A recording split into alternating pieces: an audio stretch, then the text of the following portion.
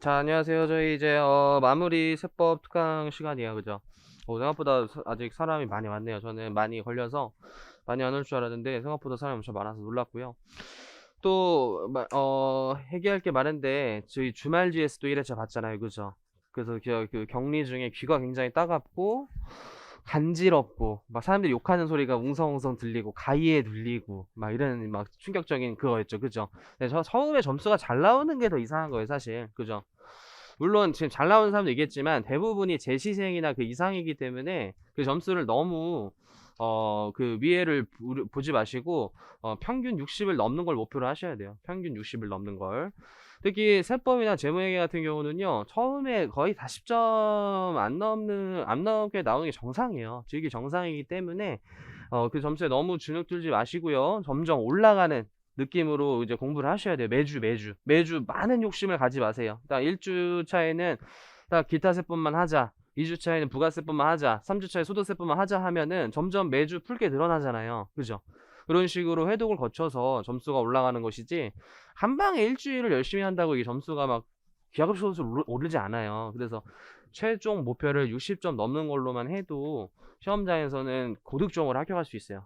그게 평균이 실제 40점 초반이에요. 그래서 평균을 제가 봤는데 적정한 난이도로 나왔다라고 생각이 들었어요. 평균 자체가 원래 그래요. 원래. 그래서 애초에 진짜 충격적이죠. 다 이제 대부분이 시험 봤을 때 엄청난 충격이 있어요. 내가 태어나서 보지도 못한 점수를 맞아요, 이게. 나는 태어나서 30점, 40점이나 점수를 맞아본 적이 없거든요. 근데 갑자기 그게 점수 뜬단 말이에요. 그러니까 막 하기 싫고 떨어질 것 같고 불안하고 그런데 원래 그래요. 그죠? 원래 그러기 때문에 거기서 이제 오를 일만 있다. 그걸 포기하지 않고 계속 공부를 해서 5, 60점 만들어야겠다 이렇게 생각하셔야 되고, 우선시 돼야 되는 거는 선택법이랑 재정학이에요.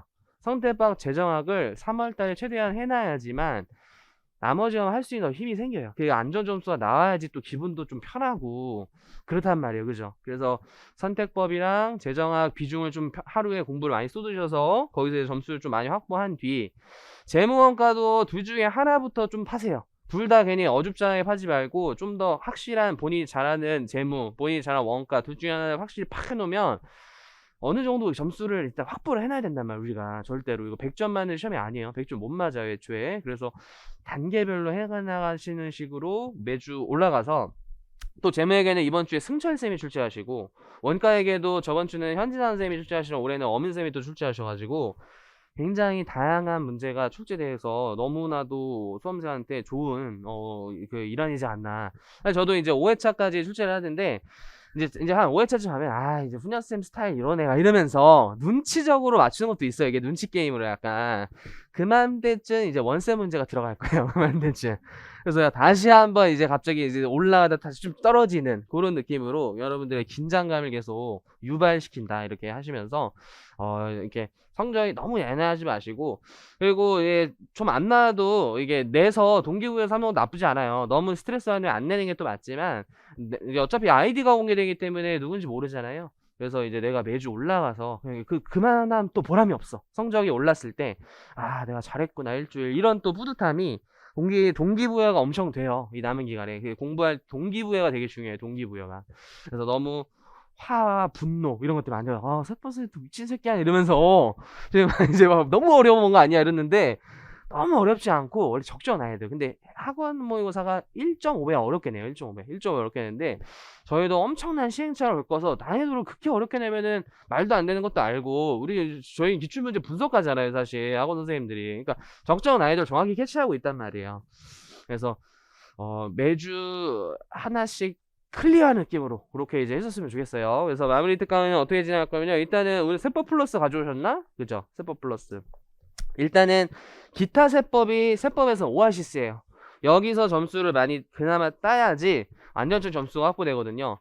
그리고 이게 보통 기본 심화반 객관식반에서 진행을 하지 않았기 때문에 아직은 좀 해독이 안 거쳐 있죠. 내용 자체가 은근히 어려워요. 특히 국세기본법 내용이 좀 상당하기 때문에 다시 한번 정리를 해드리면서 수험에 좀 걸맞게 또 외우기도 좀 해야 돼요. 사실 암기를 또 좀 해야 돼요. 이게 외울 거 팍 외우고, 그 다음에 또 좀 쳐낼 거 쳐내고. 우리가 사실 대법원 판례를 많이 공부하면 좋겠지만 절대적 시간과 어떤 나의 그런 뇌 어떤 그런 용량에 커버했을 때 한 번에 많은 것들을 투입시킬 수가 없어요. 판례는 무한하단 말이에요. 계속 나와. 매년 나와 판례가. 그러니까 뭐가 나올지는 예측을 할 수가 없지만 중요한 거를 토대로 법이 만들어진 입법 취지 정도로 보고 들어가는 게 1차에서는 최선이라고 봐요. 그래서 판례에 너무 스트레스 받지 마시고 2차 해도 늦지 않다. 2차 해도 늦지 않다. 근데 뭐 중간중간에 중요한 판례들은 설명하겠지만 시험에 판례가 위주로 나오면 어차피 다 틀려요. 그거는 법소부를 쉽게 냈다는 거예요. 메시지가 교수님 자체가 기타세법 올해 난이도를 빡세게 냈다. 법소부가 쉽다 이렇게 되는 거거든요. 그러니까 내가 기타세법과 부가세 전략이 안 먹힐 때는 기타세법 어렵게 나왔을 때요. 그럼 법인세 소득세가 쉬웠단 말이에요. 근데 그걸 안 해버렸잖아. 어차피 못 풀어. 근데 기타세법을 했지만 다 못 풀어. 그럼 이제 꽈락나는 해가 되기 때문에 법인세 소득세 다 하기보다는 최대한 해야 돼요. 최대한. 안 하는 게 아니라 최대한 해야 돼요. 최대한. 그렇기 때문에 매주 이렇게 부가세주, 소득세주, 법인세주, 그 다음에 좀 더 부가소득, 법인, 그 다음에 이제 부소법 이런 식으로 이게 점점 양을 좁혀나가고 과감히 쳐낼 건 좀 쳐내주고 에이 대선 준다면 너무 어려워? 2차에서 하자 이런 느낌에 가야지 법인세를 2차에서 하자는 안 되는 거예요. 그죠? 법인세 2차에서 안 되고 최대한 해야 돼요. 최대한 내가 할 수 있는 최대한 해놔야 돼요. 최대한. 소득세도 최대한 해놔야 돼. 양도소득 뭐 하다가 좀 제낄 수 있어. 근데 막 금융소득부터 제끼고 이러면은 큰일 나요. 진짜 큰일 나요. 시험장에서 못 풀어도 제끼면 절대 안 되는 거야. 금융소득 같은 건요. 너무 중요한 주제니까 매년 나오니까 근로소득 좀 맞춰야 돼. 그거는 그런 것도 이제 못 맞추면 맞출 게 없어. 소득세에서 거의 이제 기타소득 외우면 맞춰요. 예, 안 외운 거야 사실. 그런 거 이제 수험생이 어느 정도 반성을 해야 돼요. 소득세 사실 내용이 어려운 막 법인세법은 이해가 안 돼서 못할 수도 있어. 해봤지만 근데 기타소득을 틀렸다 안 해요. 왜 보니 그 반성을 해야 돼요. 그러니까 소득세 잘 외워주고 지금부터 부가세는 무조건 이제 전략 과목 삼고 모두가 잘하는 거예요. 부가세는 모두가 잘하는 거니까 잘해야 되고 그런 식으로 단계별로 꼭 진행해 주세요. 그래서 매주 성적이 올라갈 거예요. 매주 열심히 해서 올라가는 느낌으로 가세요. 그래서 기타세법도 지금 마지막 수업이에요. 이제 마지막 수업. 오늘 들은 게 더 이상 수업은 없어요. 시험 전까지 그죠? 이제 마지막 수업이라는 생각으로 미리 예습하는 분들은 되게 좋아요. 수업이 복습으로 될 때가 가장 좋아. 근데 졸리지도 않고 안 까먹어 잘. 이게 공부할 때 궁금증이 풀려요 또. 공부할 땐 에이 그냥 외우자 했던 게 수업 시간에 대부분 말해준단 말이에요. 근데 예습 없을 때는 선생님이 말해준 취지도 그냥 한 귀로 흘러 다시 또 날아가. 근데 대충 예습을 하고 또 들으면 이게 내가 그냥 외웠던 게 이게 이유가 있었구나 이렇게 되면서 안 까먹는 그런 이제 스타일이 되기 때문에 혹시라도 이제 좀 미리미리 보시면 좋아요. 그래서 한 3주차 동안은 국세기본법 진행을 할 거고 그 다음에 국지법 하루 하면서 나머지 법소부에서 매년 나오는 말문제 정리하고 끝나요. 10번을. 그리고 1주차 때 공부한 거 2주차 때 시험 봐요. 1주차 때 시험 뭐 이렇게 누적으로 일부러 해놔요. 누적으로. 여러분들을 계속 괴롭히면서 합격시킬 거예요. 그래서 오늘은 이제 그게 없어. 시험이. 근데 이제 2주차 때는 이제 수업을 보통 일주일에 2번 하니까 2번 한 걸 토대로 2주차 오전에 바로 시험 봐. 그냥. 기분 더러운 사람들이랑 시험 보고 이제 좀 다시 또 채점하고 강평하고 그다음에 또 수업하고 그다음에 이제 3주차 때는 거의 누적이에요. 이제 누적 1, 2주차 이렇게 해가지고 이렇게 내고 그죠? 여기 시험 보고 하고 그래서 이때 수업하고 바로 시험 볼까도 생각했었는데 그럼 이 기억으로 푸는 거기 때문에 나 잘했다 이러고 또 복습을 안 하게 하더라고요. 그러니까 이제 일주일 텀을 둬가지고 까먹을 때쯤 다시 시험을 보는 게 머릿속에 이제 주입이 잘 되기 때문에 일부러 텀 둬서 시험 봐요. 텀 둬서. 그래서 다음 주부터 이렇게 시험이 있어요. 다음 주부터 누적으로 이렇게 시험 볼 거예요. 누적으로 한 20문제 정도 매주 다를 거예요. 매주. 그래서 시간이 없기 때문에 빨리 이제 수업을 진행하죠. 세법 플러스 국세기본법. 그래서 1-4페이지 국기법 우리 4문제 출제돼요. 4문제. 그래서 국기법 배우기 전에 그냥 세법의 총칙부터 한번 배우고 시작하죠. 이거는 또 시험에 뭐 안 나오기 뭐 나온다기보다는 그냥 우리가 세법을 배우는 수험생으로서 기본적으로 알아야 될 내용들이에요. 그래서 일단 조세 분류가 크게 국가가 걷는 국세가 있고 지방자치단체의 재원이 지방세가 있는데 우리 시험 범위는 일단 지방세가 1차에 안 나와요. 1차에 안 나오고 2차에도 취등록 면허세, 재산세 요렇게 출제돼요. 다시 2차 세법하게도. 그러니까 1차에서는 지방세를 공부할 필요가 없어요. 근데 국세 중에서도 보통 이제 세금이라는 게 국가의 재정 수입을 위해서 걷는데 담세력이라는 게 필요해요. 담세력. 그래서 세금 부담할 능력에 따라서 지금 세목이 달라지잖아요. 그래서 인컴택스가 2개죠. 법인세, 소득세. 그래서 가장 기본적인 어떤 세금이고 국가의 어떤 세원 징수에서 거의 1, 2위를 다투는 세금이고요. 상속 증여세가 부의 무상이전이야. 부의 무상이전. 담세력이 부의 무상이전. 그리고 종합부동산세는 재산 보유예요. 재산 보유 자체에 담세력이 있어가지고 부동산 갖고 있으면 세금 내는 거고, 이게 또 현 정권에 따라서 이제 세금이 막 많이 달라지기도 하고 그러죠. 그리고 인지세 이제 현실에서 잘 안 내는데 문서 작성하면서 내는 세금이에요. 그래서 각종 계약하거나, 은행에서는 바로바로 내요. 은행에서 어떤 대출 받을 때 관련 서류 같은 거 작성하면서 바로 이거 인지세 5만 원 납부하셔야 돼요, 이런 식으로 내는 거 말고는 사적으로는 잘 안 내요. 잘 안 걸리니까, 잘 모르니까. 어쨌든 인지세 이런 것도 있고, 주식 팔면서 내는 세금이 증권거래세죠. 증권거래세. 그 다음에 소비세, 부가세, 개별세, 소비세, 주세까지 어떻게 보면. 그 다음에 각종 목적세는 특정 목적을 위해서 쓰인다. 그래서 위에 거는 목적이 없어. 그러니까 일단 세금을 걷어서 그때그때 필요한 데 쓰는 거죠. 근데 이제 목적세는 반드시 이제 교통, 에너지, 환경을 위해 쓰자, 교육을 확충하기 위해 쓰자, 농어촌 지원을 위해서 쓰자, 이런 목적으로 걷는 것들이 목적세다. 근데 우리 이제 보통 시험에 나오는 거는 법소, 그 다음에 부가세, 요렇게가 이제 출제가 되는 거죠. 그 다음에 국기국진 이런 식으로 넘어가죠. 이런 식으로. 근데 이런 것들이 간단하게는 알아야지만 국세기법부에서도 풀 수 있는 문제들이 생겨요. 그죠? 납세의무 성립시기 쪽이랑, 그죠? 어떤 제척기간과 소멸시효기간에서도 기산일 같은 게 나올 때 이런 것들이 어떤 기본 지식이 살짝 있어야지만 이해가 되거든요. 나한테 설명드린 거고, 오른쪽에 이제 넘어가서 이제 세법의 기본 원칙, 가장 중요한 단어 이제 조세 법률주의. 일단 조세 법률주의. 법률주의와 조세 평등주의 두 개가 가장 중요한데, 일단 조세 법률주의는 법에 있어야지만 세금을 부과할 수 있다요. 그냥 공무원분들이 말로 지나가다가 세금 걷고 이러면은 누가 세금 내고 싶겠어요. 단지 다수결에 의해 통과가 된 어떤 대다수의 동의하에 이루어진 법에 의해서, 그래서 법에 의해서 세금을 짜야 된다. 그게 조세 법률주의고, 그 핵심이 과세요건법준주의랑 과세요건 명합주의 두 개예요. 조세 법률주의에 다시 어떻게 했던 내용이죠. 내용. 그래서 조세 법률주의에 일단 우리 상식적으로 이런 것들 한번 적어볼까요?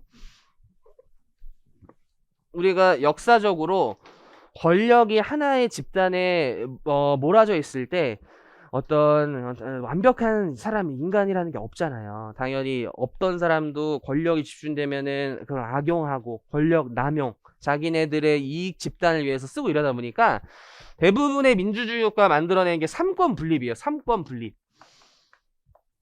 권력을 분산시키자. 그러니까 세법도 이런 토대로 만들어진다라는 거예요. 그래서 일단 법은 국회에서 제정하고요. 요걸 이제 입법부라 그러죠. 그래서 국회의원들이 법을 통과시키는 거고, 그 국회의원들을 국민들이 투표로 해서 뽑는 거예요. 그래서 그 국회의원들이 법을 제정하는 건 사실 국민들의 의사가 담겨져 있는 거죠. 그래서 법은 반드시 국회에서 이렇게 만들어진 거예요. 입법부. 근데 우리 세법만 만드는 것도 아니고요. 많은 법들을 국회에서 제정하기 때문에 이제 다양한 어떤 개정, 또 경기 변동에 의해서 조절해야 되는 것들을, 모든 것들을 도맡아 할 수 없기 때문에 행정부에 위임해요. 그 행정부가 이제 기획재정부예요. 세법은.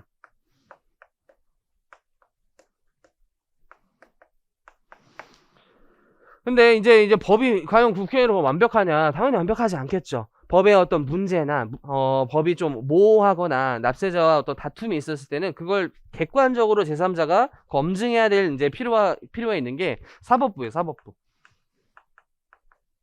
그래서 크게 이제 대법원이라고 하죠. 그래서 세법도 이 세 가지가 중요한 거예요. 이 세 가지가. 그래서 법 같은 건 여기서 써져 있고, 이제 시행령 같은 게 보통 이제 구체적인 내용들을 기획재정부에 위임해서 이제 대통령령이 행정부의 최고 수장이야. 대통령이 행정부의 최고 수장이야. 그래서 대통령 명령으로 이렇게 위임하면서 행정부가 이제 시행령의 시스템을 짜고, 이 법에서 시행령과 문제됐던 것들을 대법원에서 판단을 해서 어떤 새로운 법이 개정되기도 하고, 아니면 기존의 법이 유지되기도 하고, 그런 어떤 시스템을 짜고 있죠. 그래서 여기 국민들이 뽑고, 요거 어떻게 보면 이제 시험으로 들어가는, 대부분 이제 5급 시험으로 들어가시는 거고, 요 사법 시험도 이제 로스쿨 뭐 이런 걸로 해서 이제 변호사, 판사가 되는 거죠. 이제 시험을 통해서. 요런 게 우리 세법의 일단 큰 시스템이에요. 그래서 조세법률주의는 저 법을 반드시 국회에서 입법한 법에 의해 과세해야 된다. 이게 조세법률주의 핵심이야. 그래서 조세는 국민의 재산권 보장을 침해하는 것이 돼. 우리 돈을 뜯기는 거잖아요, 사실.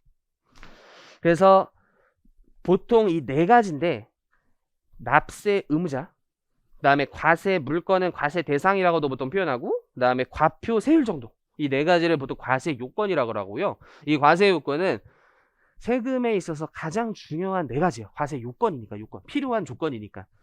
이거는 기획재정부의 위임해서도 안 되고 반드시 국민들의 대표기관인 국회에서 정해야 돼요. 그게 과세요건 법정주의, 과세요건 법정주의. 그래서 이런 과세요건, 조세부가 징수 절차 모두 국민의 대표기관인 국회가 제정한 법률로 규정해야 된다. 그래서 결국 국민의 재산권 보호 이런 측면에서 만들어졌죠. 다만 이제 여러 가지 이유로 국회에서 모든 법을 다 도맡아 할 수는 없기 때문에 일부 사항에 대해서 행정부, 우리 기획재정부에서 그 입법을 위임해서 이제 시행령이라는 법까지 모두 나오고, 좀 더 지엽적인 건 시행 규칙도 있고요. 또 국세청의 어떤 답변, 높은 어떤 기관의 기획재정부의 답변, 뭐 이런 것들이 이제 예규로서 뭐 이제 집행기준 통칙에 나와 있는데, 그건 기본적으로 법원은 아니에요. 대법원에서는 주로 이제 그걸 뭐 참고를 할 수 있지만 그게 이제 중요한 내용까지는 아니에요. 근데 대부분 이제 그 내용으로 실무 처리하는 경우는 많지만 시험에서는 덜 중요하다는 거예요. 시험에서는 예규는. 그리고 과세요건 명확주의는 반드시 법률로 규정하였다 하더라도 그 규정 내용이 지나치게 추상적 하면 이제 과세관청이 또 힘을 많이 부여받으면, 세무공무원의 힘을 너무 부여받으면 당연히 인간인 완벽성이 없는 불완전한 인간의 어떤 존재에서 자위권, 본인의 어떤 권력을 남용 이런 행사를 할 수 있기 때문에 반드시 법은 명확하게 써져 있고 일의적이라는 게 하나의 뜻으로 해석해야 된다는 거예요. 그래서 일의적이어야 된다 이렇게 써 있죠. 하나의 뜻으로 해석되게 적어놔야 되는데, 사실 우리 국어라는 게 우리 세법 보시면 이게 되게 모호하고, 그쵸? 이 문구가 뭔지 잘 이해 안 되는 게 많기 때문에 사실 다툼이 많은 거고, 이래서 소송을 가는 거고, 거기서 이제 법에 쓰여 있는 거와 다른 판결이 나오기도 하는 거예요. 현실에서는. 근데 일단 기본 이념이라는 건 당연히 이리적으로 해석되게 쓰여져야 된다라는 거지. 그리고 합법성이 어차피 뒤에서 뵐 텐데, 일단은 수험모집상으로는 덜 중요하기 때문에 법대로 해야 된다 뭐 이런 건데, 요건 좀 더 신의성실의 원칙에서 설명 좀 드릴게요. 근데 요건 적혀야겠다. 1번에서 파란색 글씨. 조세 세법을 해석할 때는 특별한 사정이 없는 한 법 문구대로 해석하시고 합리적 이유 없이 확장 해석이나 유추 해석은 허용되지 않는다. 이건 이제 중요하죠. 그래서 엄격 해석의 원칙이라고도 보통 불리는 건데, 이제 세법학에서도 굉장히 많은 사례에서 배우실 거예요. 엄격해야 돼. 근데 이게 현실에서는 이게 항상 법문구가 완전하지 않기 때문에 다르게 해석되는 경우도 많아요. 그래서 이제 진짜 예규가 엄청 많고, 특히 양도세 같은 조문은요, 그 예규가 없으면 일을 처리할 수가 없어요. 양포세가 그래서 많은 거지. 어쨌든 그래서 엄격 해석의 주장 밑줄 하나 적어두고요. 다음 페이지 넘어서 또 세법의 중요한 이념 중에 하나가 당연히 일단 기본적으로 납세자의 재산권 보호가 가장 중요하고, 법적 안정성이 두 번째로 중요해요. 그런 것들을 위해서 소급과세 금지 원칙이라고, 과거로 돌아가서 과세를 하면 안 된다 이런 거죠. 근데 그 시점을 정해야 돼. 그래서 국세기원법에서 시험에 굉장히 잘 나오는 주제가 성립식이에요. 성립이라는 그 성립 시점이라는 게 별도로 원래 세금도 채권이야. 국가가 조세 채권자예요. 조세 채권자. 우리는 그냥 세금을 내야 될 조세 채무자예요. 조세 채무자. 그럼 원래 채권의 어떤 시점 이런 것들이 민법의 규정을 많이 쫓아오는데요. 성립 시점이라는 건 원래 없어요. 일반 채권에는 없지만 조세 채권에 있다는 거야. 그 실익이 첫 번째가 소급과세 금지 원칙의 기준점이 돼요. 기준점. 그래서 성립이라는 단어가 굉장히 중요한 거고, 우리 시험에도 확정이라는 단어로 몇 번 이제 오답이 나온 적이 있어요. 그래서 일단은 확정 시점이 아닌 성립 시점이 굉장히 중요한 거고, 성립 시점은 또 뒤에서 배울 거죠. 과세 요건이 그냥 충족된 때야. 그 앞에서 말한 네 가지의 과세 요건이 그냥 있다 정도가 완성된 때지, 세금이 구체적인지까지는 아직 모르지만 어쨌든 세금이 완성됐어. 그래서 보통 소득세 같은 경우에는 성립 시점이, 우리 밑에 사례도 한번 봐볼까요? 밑에 그림에 이거 있잖아요. 2021년 이렇게 있는 거. 이게 이제 소득세 같은 경우에는 과세 기간이 끝나는 때가 성립식인 게,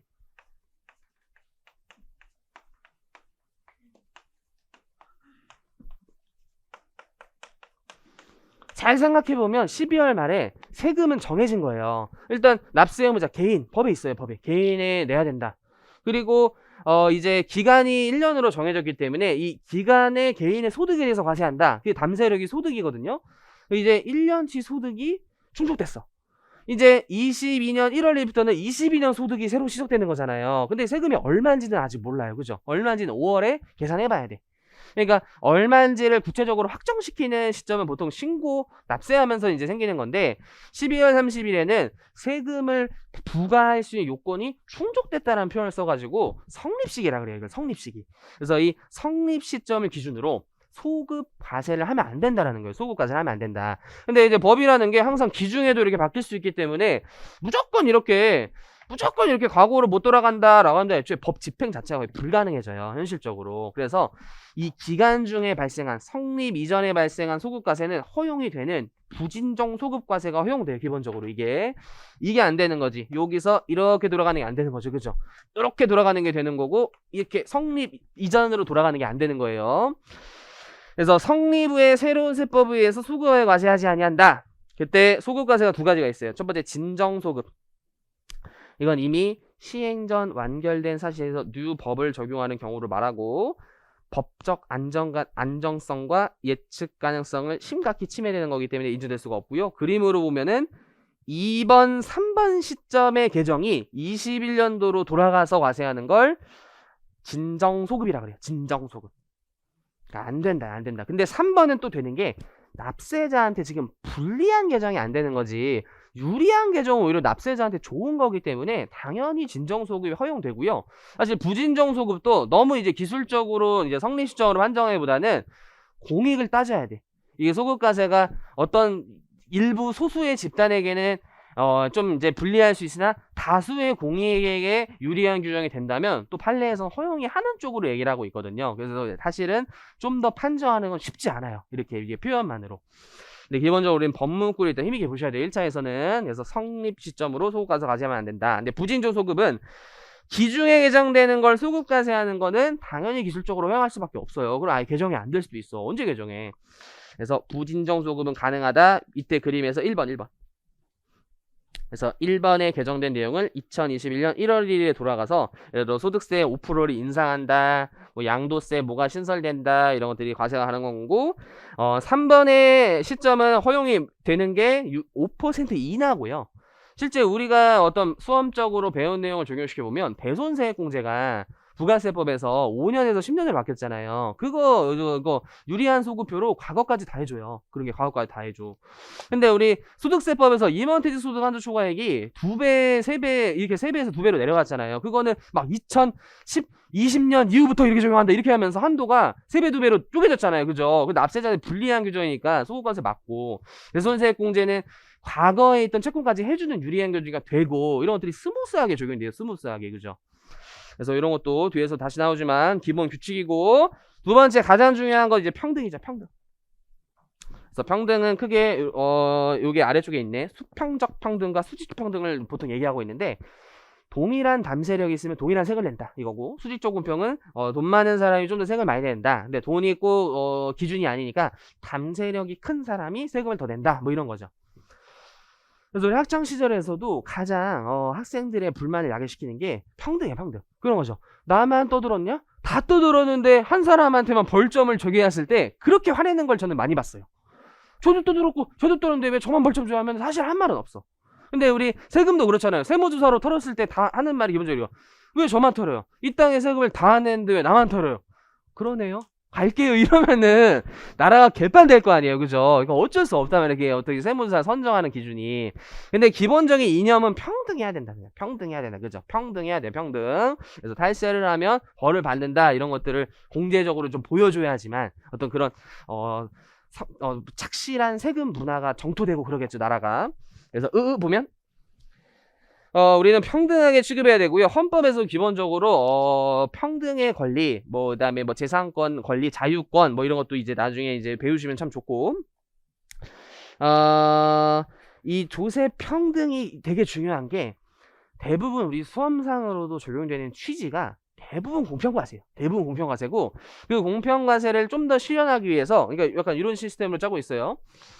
우리 사실 우리나라의 최고법은 헌법이에요. 헌법 밑에 사실 세법이 있는 거예요. 헌법보다 더 위에 있는 법은 없어요. 근데 이 헌법에서 평등을 이제 지향하고 이걸 여기다 잘못 썼네.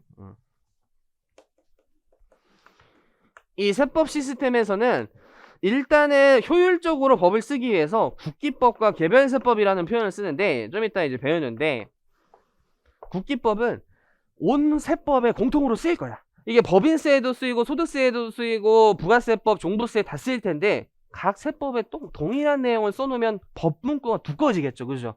납세자들도 효율적이고 법 입법도 효율적으로 짜기 위해서 공통된 내용을 적어놓기 때문에 기본이란 말을 쓰는 거예요. 국세 기본법. 기본적인 사항과 공통사항을 규정한다. 예를 들어 법인세에서 잘못한 납부 불성실, 납부 이제 지연으로 바뀌었고 소득세에서도 납부 안 하면 똑같이 납부 지연 가산세가 있는데 괜히 소득세 또 써나? 법인세 또 써나? 부가세 또 써나? 이렇게 3번, 10번, 12번, 20번을 쓸 수는 없잖아요. 그래서 국기법에 납부 안 하면 가산세에 있다라는 걸 꽂아서 두는 거지. 근데 이제 국기법에 공통적인 사항을 넣어놔도 개별세법의 어떤 특성상 그 국기법에 예외되는 어떤 규정이 생길 수밖에 없어요. 그럼 개별세법을 쫓아가셔야 되는 거예요. 그런 것들이 이제 내용이 굉장히 중요하고요. 그래서 국세기본법에서는 평등에 관해서 실질과세 원칙을 두고 있어요. 동일한 거래인데 우회 거래하거나 어떤 다단계 거래를 통해서 세법을 뭐 회피하다든지 어떤 명의자 바지로 둬가지고 세금 회피하다든지 여러 형식과 실질이 달랐을 때는 실질로 과세함으로써 결국 헌법에서 지향하는 평등, 도세평등주의를 실현하고자 만든 규정이고 다시 개별세법에서는 이 조문을 더욱 구체화시켜서 부당예산 부인을 만든 거예요. 이게 다 평등이야, 평등. 도세회피 방지, 평등과세야. 그래서 우리 시험은 당연히 면접이 없지만 공무원 시험은 원래 면접이 있잖아요. 거기서 이거 많이 물어봐요. 실질과세 원칙이랑 부당예산 부인을 이렇게도 물어봤어요. 평등, 조세평등을 실현하기 위한 국기법 규정과 공통적 법률과 개별사안의 법률에 대해 서술하시오. 이렇게 한번 물어봤을 때 아무도 대답을 못했다. 그래서 나중에 실질과세 원칙이랑 부계부 한번 얘기해보세요 이랬다. 심판관이 뭐 이런 그 담당관이 그렇게 이제 후기가 한 3년 전에 들어온 적이 있었어요. 그래서 어쨌든 굉장히 이제 세법에서 중요한 이념이라는 거지. 조세평등주의. 그래서 이런 시스템 잘 기억하시고 그래서 여기 실질과세 원칙을 구현하는데 적당한 조세법의 구현 원리를 볼 수 있다. 뭐 이런 점 보시고 나머지 한번 읽어보시고 법원은 그냥 한 번만 읽어볼게요. 그냥 돌아가서 그래서 넘어가시고 그리고 이제 국세기본법 개괄이 법조문이야. 이제 여기서부터가 국기법 법조문이야. 여기서부터 이제 국기법 법조문이에요. 그래서 이렇게 목적이야, 목적. 여기에 좀 체크를 해주세요. 그래도 기본법이고 공통적 사항을 규정한다. 국기법은 어디에 이제 국세에 관한. 그래서 우리 시험 범위로 따지면 법수어부의 기본적, 법수어부의 공통적인 사항. 예를 들어 억울해. 그럼 이제 불복이라는 걸 제기해야 되잖아요. 그러니까 국기법에 적어놓는 거지. 예를 들어 세무조사가 나와야 돼. 근데 세무조사는 엄청난 재산권을 침해할 여지가 있기 때문에 납세자의 권리가 있어요. 세무사의 조력을 받을 권리가 있고 이제 장부 같은 거를 동의 없이 가져갈 수 없고 이런 내용들이 다 국기법에 나와 있는 거예요. 국기법에. 그래서 공통 기본적인 거 이게. 그래서 총칙법이다 이런 내용을 쓰고요. 대표적으로 이제 납세자의 권리 이게 보통 세무조사 받을 때 권리 그거에 대해서 이제 7장에서 규정을 하고 있고 권리구제에 관한 사항은 보통 이제 불복이라고 해가지고 6장에서 규정을 하고 있어요. 6장에서. 그래서 이런 내용들이 이제 개괄적으로 배우면서 용어 같은 걸 정의하면서 뭐 성달이랑 인격이 1장에서 가장 중요해요. 송달이랑 인격이. 특히 인격 쪽이 소득세법과 연관돼서 이제 간혹 시험에 나오는 경우가 있고 이론적으로 굉장히 중요하고요. 각 이념들을 배우는데 먼저 국세 부가의 원칙, 세법 적용의 원칙을 뭐 쪼개는 것까지는 약간 옛날 스타일이고 이 각각의 내용들이 좀 더 의미가 이제 굉장히 중요해요. 그래서 배워 나가실 거고 보통 시험에 한 문제 파트가 잘 되는 게 일단 납세 의무 이행 쪽이에요. 납세 의무 이행 쪽. 성립확정 소멸과 승계 연대 납세 의무. 그 다음에 두 번째로 잘 나오는 게 국세 우선 2차 납세 물적 납세 의무. 특히 여기 엄청 잘 나오죠. 우선권과 2차 납세 의무가 시험에 단독 파트로 굉장히 잘 나오고요. 그리고 이제 수정신고 경정청구 여기가 잘 나오죠. 수정신고 경정청구 기한 후 신고 이런 것들이 굉장히 잘 출제가 잘 되고 다 출제가 잘 되네. 가산세도 출제가 잘 돼요. 불복도 진짜 잘 나오고요. 세무조사도 잘 나와요. 국세기본법의 내용이 적은데 네 문제 나오잖아요. 그러니까 거의 앞에 조금 말고는 한 여기 성립부터는 거의 그냥 한 문제씩 나온다고 생각하시면 돼요. 한 문제씩. 챕터가 많이 없기 때문에 챕터를 쪼개면 한 6, 7개밖에 안 돼요.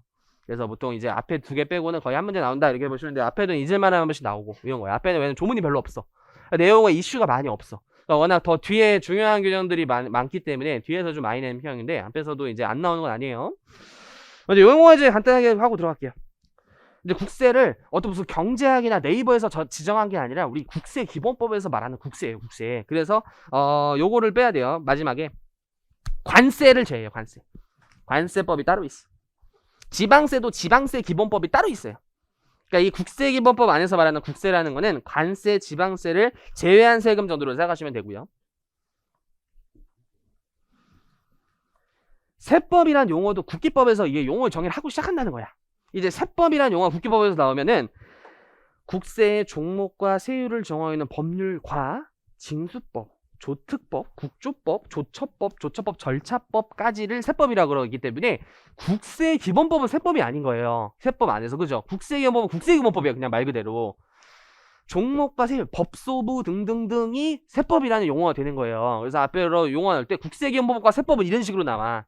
그래서 세법은 일단 여기 국세 기본법 안 들어가고요. 당연히 관세, 지방세가 국세 개념에 안 들어가니까 안 들어가겠지. 원천징수 너무 쉽죠. 원천징수 의무자가 국세를 징수하는 거 이거 소득세에서 많이 배웠고, 가산세는 제외하시는 거 이런 거 잘 보세요. 여기 용어의 정의는 포함 제외로 좀 잘 나와. 포인트 중에 하나가 포함 제외를 좀 잘 봐야 돼. 괄호를 방심하면 안 돼요. 세법은 괄호 문구를 방심하면 안 돼요. 괄호 문구를 잘 보는 습관을 시험 볼 때 우리 내일인가 잘 들이세요. 괄호 문구가 이제 포인트가 작용하는 것들이 매년 한두 문제 있어요. 넘어가시고, 가산세 벌을 줘야 돼요. 의무를 이행하지 않았을 때. 그래서 이렇게 용어가 이렇게 나오지. 국세기본법 및 세법에서, 그죠? 국세기본법 및 세법에서 용어의 정의를 이제 배우면 의무의 성실한 이행을 확보하기 위해서 뭐 세법에 징수하는 규명을 말하고요. 이번에 내용이 중요하죠. 시험에 잘 나와요. 법인세에서 잘못했어? 법인세, 가산세가 법인세예요. 소득세에서 잘못했어? 소득세, 가산세, 소득세예요. 다만 조세특례제한법에서 주로 조세 감면이라는 혜택으로 법인세가 감면됐다 하더라도 지금 가산세가 국세에 포함됐지만 감면 대상에 포함시키지 않는다는 거죠.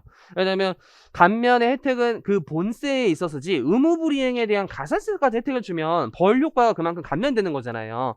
그러니까 가산세는 감면하는 국세에 포함하지 아니한다. 시험에 굉장히 잘 나와요. 필수 지문이고 원래는 뒤에 나와요. 3법은 대법원 판례인데 가산세만의 별도의 불복을 제기할 수 있는 사안이다. 결론만 기억하세요. 결론만. 강제징수면 우리 국세징수법에서 배우죠. 압류보가 운반의 매각에 든 비용이고요. 보통 실무상으로는 한국자산관리공사에 대행하는 수수료, 이게 강제징수비라 그랬죠. 가로에 있지. 매각을 대행시키는 거고 수수료 포함, 그죠.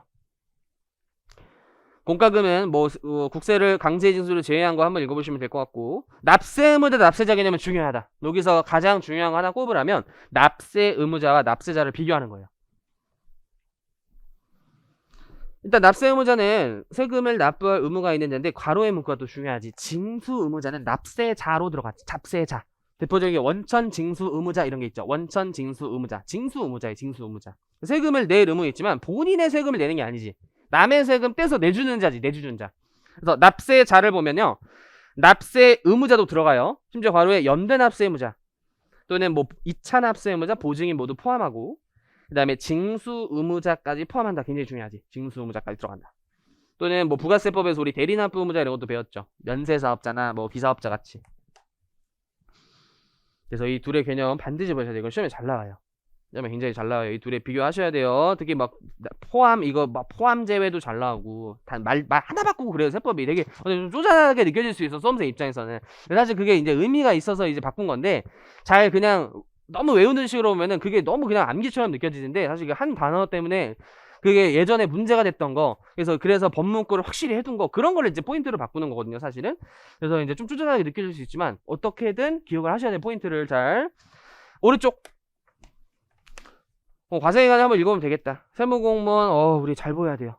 친하게 지내세요. 그죠? 제가 나중에 소개팅 시켜드릴게요. 벌써 소개팅에 한번 이제 주선한 거 있어요. 근데 어떻게 되는지 모르겠네. 물어봐야겠다. 제가 한번 한 분이 소개시켜달라 그래가지고 7급 공무원인데 이제 단톡방에 이제 물어보니까 한 분이 받겠다 그래가지고 이제 소개시켜줬어요. 궁금하네. 갑자기 하나 물어봐야겠다. 그죠? 그 다음에 전자신고 이날 읽으면 특수관계인의 요거는 좀 체크해야겠네. 본인과 뭐 친족, 경제정황, 이거 법인세법에서 배우잖아요. 경영 지배관계가 있는 자를 말하는데 일반관계설이라는 대법원 판례 때문에 이 문구를 추가했다 그랬죠. 그래서 이 경우 국세기본법 세법을 적용할 때 본인이 특수관계인의 특수관계를 본다 해서 원래는 법문구만 보면은 일반관계설로 보였기 때문에 주주가 법인 입장에서 주주지 주주 입장에선 법인이 주주가 아니잖아요. 그래서 특수관계 아니다 이런 대법원 판례가 나왔어. 왜? 조세 법률주엔 이 문구가 없었으면 일반관계설처럼 읽히니까 대법원은 자기네 생각을 판단하는 게 아니라 법문구를 보고 판단하는 거란 말이에요. 근데 그게 또 법문구 아무리 안 써져 있다고 막 그렇게 항상 적용하는 거 아닌데 그 당시 대법원관들은 그런 판례를 내렸어요. 그래서 이 문구를 급하게 추가했지. 쌍방관계설이어서 한쪽 관계에 특수관계인 성립한다면 당연히 다른 쪽이 보더라도 특수관계이다. 이 둘의 관계는. 그래서 이 문구가 좀 의미가 있으니까 좀 힘을 봐주시고요. 쌍방관계설이 의미가 있어요. 세무조사는 정의가 없었다가 들어왔으니까 좀 봐주세요. 이건 나름 최근에 들어왔어. 한 3년 전인가? 이게 어떻게 보면 우리의 어떤 큰 돈이 될 수도 있어요. 그래서 세무조사를 대응하려면 당연히 이제 세무사의 조력을 받을 이제 필요가 있기 때문에 두 가지야. 인맥을 통해서 해결하거나 여러분들의 엄청난 법 지식으로 공무원을 눌러버리거나 압살하거나. 근데 이제 후자의 경우에는 시간이 많이 필요하고 또 기분을 자칫 나쁘게 해서 화를 입을 수도 있기 때문에 조심스럽고 뭐 이런 것도 있죠. 그래서 세무조사란 뭐 질문하거나 이게 제일 무섭죠. 장부, 서류, 물건을 검사 조사하거나 장부를 볼 수 있다는 거예요. 컴퓨터도 볼 수 있어요. 컴퓨터 내용물 다 볼 수 있다는 거예요. 여러분이 어디 접속해서 뭐 샀는데 나이키 한정판 신발 샀네 이걸 볼 수 있다는 거예요. 명한 활동을 말한다. 근데 이게 엄청난 사생활 침해 여지도 있고 마치 자기가 범죄자가 된 것처럼 조사를 받는 느낌이 들기 때문에 굉장히 힘들어해요. 그래서 납세자의 권리라는 파트를 아예 만들어서 7장에 세무조사 받을 때 최소한의 범위에서 하고 기간도 최소한의 범위에서 끝나고 20일을 초과하지 않는 쪽으로 하려고 그러고 엄청난 이제 그런 내용들이 많이 담겨져 있고 거기서 또 시험에 잘 나와요. 세무조사 파트 7장 이게 7장이랑 연결된 내용이에요. 그래서 용어 예제는 쉽고 넘어가시고 특수관계인 넘어갈게요. 먼저 법인세에서 배웠으니까 14페이지에 한 줄은 꼭 기억하세요. 다른 법률과의 관계에서 원칙은 굉장히 중요해. 원칙이 굉장히 중요해. 원칙. 그래서 총칙법의 성격인 국세기법을 쫓아간다면 이 말이 있죠. 국세에 관하여 세법에란 용어를 이제 배웠으니까 잘 읽혀야 돼. 이제 세법에 별도의 규정이 있는 경우를 제외하고는 국세기법에 정하는 바에 따르니까 개별세법이 원래 우선 적용되는 거예요. 그렇죠? 개별세법에 특칙이 있으면 개별세법을 쫓아가는 거고 없으면 다 국기법에 공통으로 적어놓은 거야. 그래서 우리 시험에 특히 잘 나오는 게 연대납세무죠. 연대납세무. 공동사업의 연대납세무. 요거는 뒤에서도 이제 배울 텐데 미리 한번 배워보자.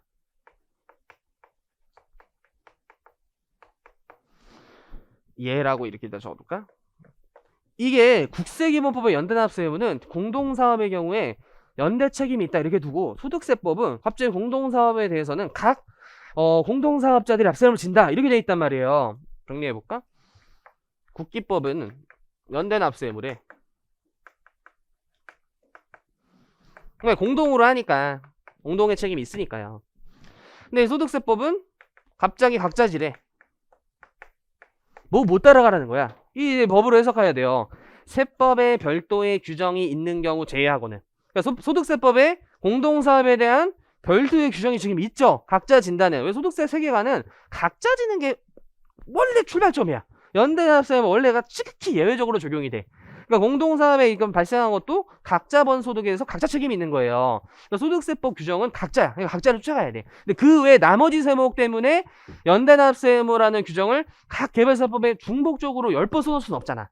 그러니까 나머지 세목은 다 국기법에 공통으로 하기 때문에 공동사업에 발생한 나머지 세금은 다 연대납세를 가는 거예요. 대표적인 게 인지세, 그리고 실무상으로 많이 발생한 부가세, 공동사업에 발생한 부가세, 공동사업에 발생한 뭐 인지세, 이런 거는 다 연대납세 규정을 쫓아가는 거예요. 법에 국기법의 내용을 쫓아가는 국기법에. 그래서 요 한 줄에 많은 내용이 담겨져 있었고 실제 한 5년 전에는 다음에 1번부터 14번은 개별세법 우선한다라고 해서 아예 다 열거해 놨었어요. 1번부터. 근데 이게 매년 추가돼.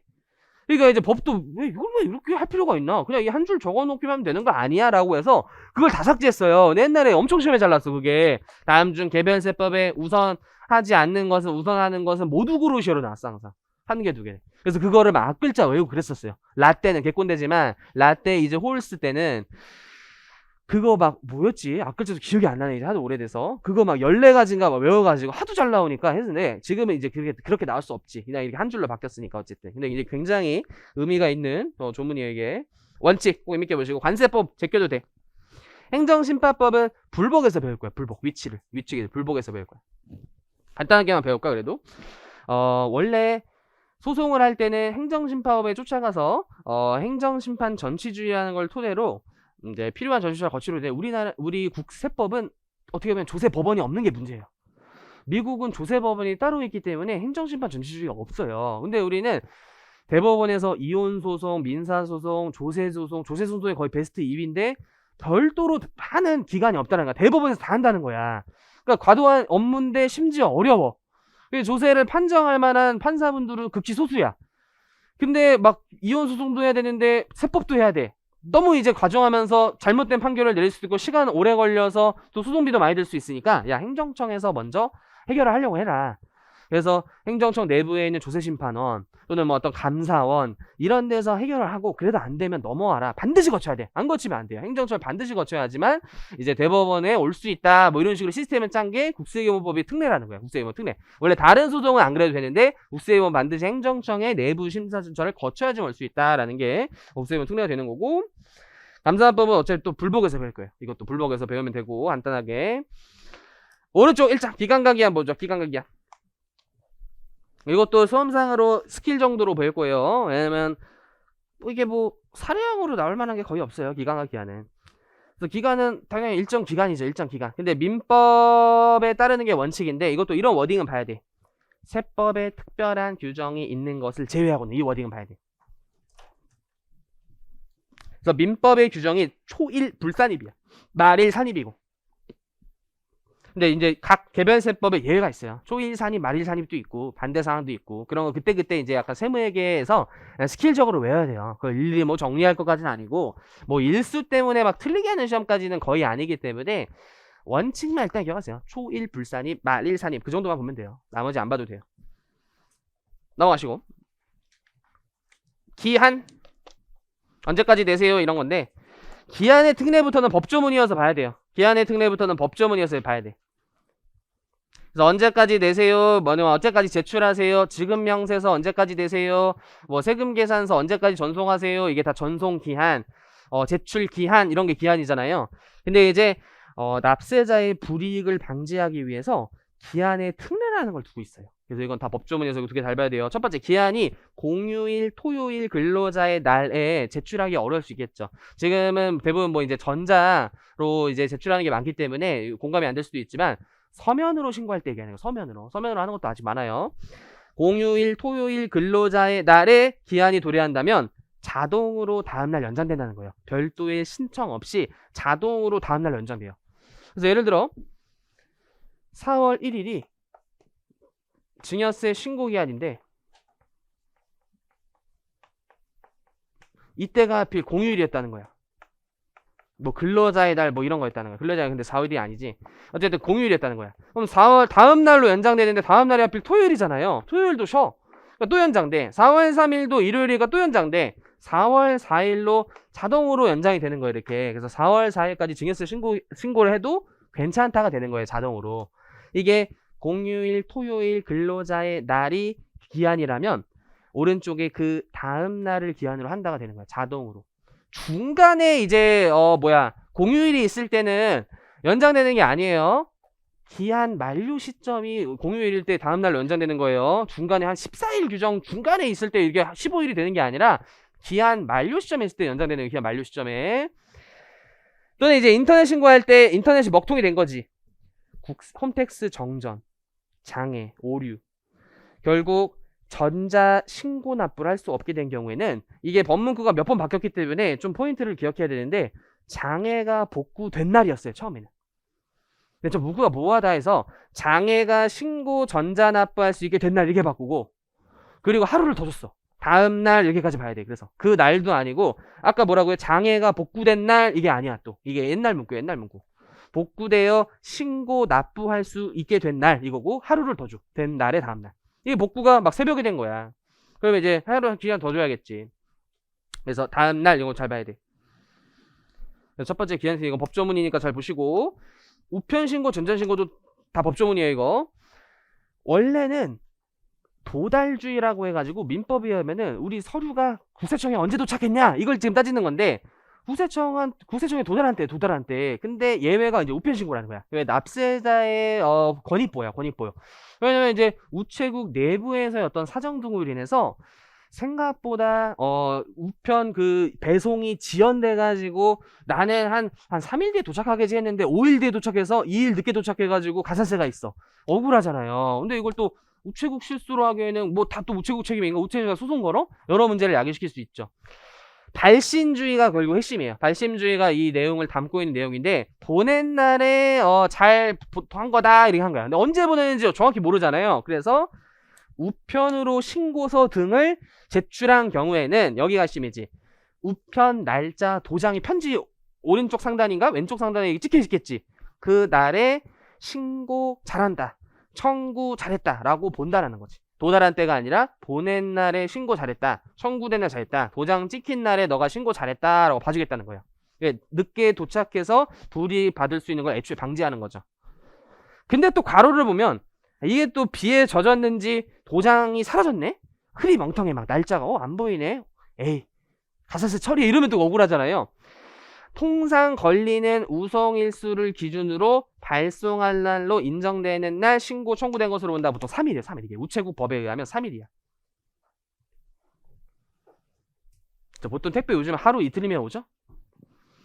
이제 최소 3일인가 봐요. 최소 3일. 그 다음에 전자신고는요, 인터넷을 통하여 제출하는 경우에 신고서 등의 국세청장, 여기가 핵심이네. 전송된 때에 신고 청구된 것으로 보는 거지. 그 국세청이 직접 열람한, 언제 열람한지 어떻게 알아 우리가? 그죠? 우리 카톡 1이 없애지는지 일일이 기다려요? 또라이죠.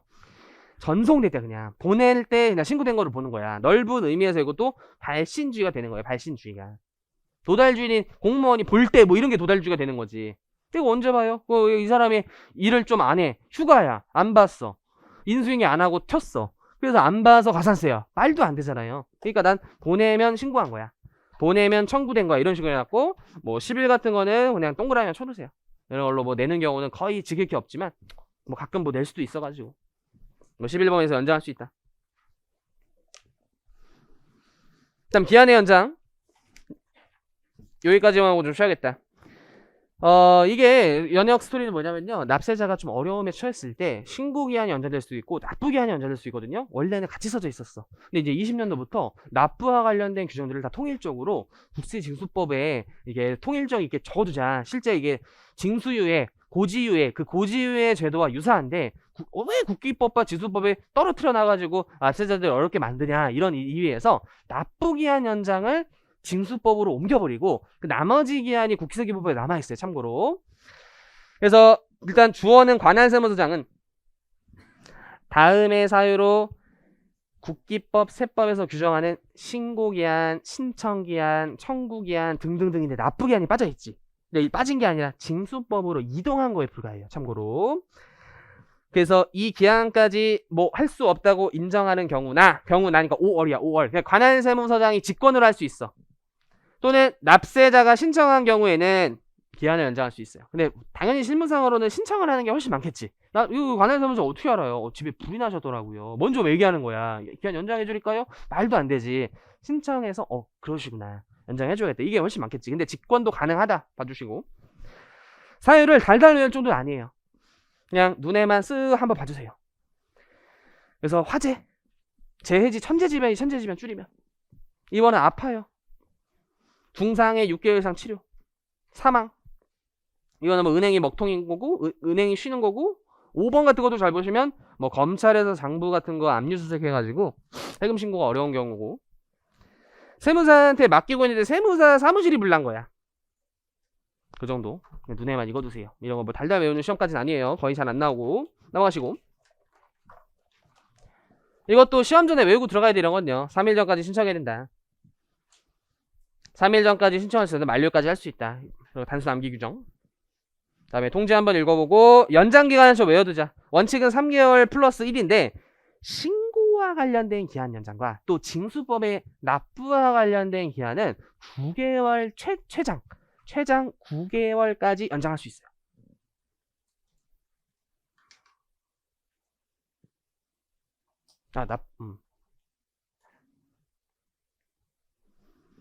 이 위치가 이동돼가지고 납부 쪽은 징수법에 있다. 그리고 송달부터는 내용이 좀 많기 때문에 잠시 쉬었다 갈게요.